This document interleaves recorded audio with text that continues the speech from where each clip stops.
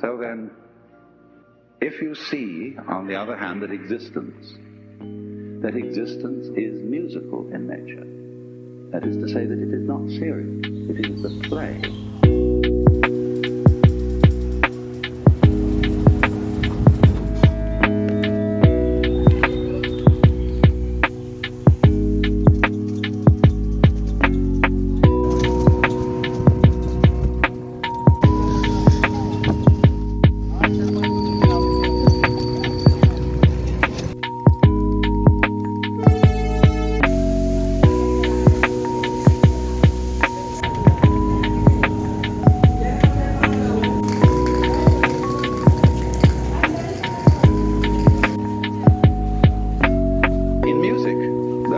One doesn't make the end of a composition the point of the composition. If that were so, the best conductors would be those who play fastest.